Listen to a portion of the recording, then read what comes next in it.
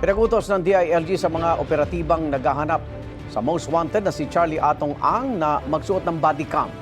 Ayon kay Interior Secretary Junvic Remulla, paraan yan para maiwasan ng hulidap o posibleng pangingikil ng mga aaresto sa negosyante. Anya, baka makakita ng pera at matukso ang mga otoridad sa mga raid para mahanap si Ang. Kahapon, pinuntahan ng mga taga-CIDG ang isang farm ni Ang sa Tanawang, Batangas pero hindi siya natagpuan doon. Ayon naman sa Bureau of Jail Management and Penology, nakahanda sa Santa Cruz District Jail sa Laguna sakaling maaresto si Ang. Gayun din ang mga kulungan sa San Pablo, Laguna at Batangas. Sa mga nasabing lugar, may arrest warrant o pending na mga kaso si Ang kaugnay sa mga nawawalang sabungero.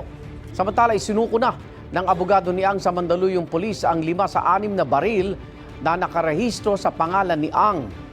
Pinagpapaliwanag ang kampo sa isang rifle na hindi raw na-surrender dahil nawala umano. Binibigyan po natin sila ng ample time at ngayon po ay nagkusa na sila. Hindi na po siya considered na armed and dangerous.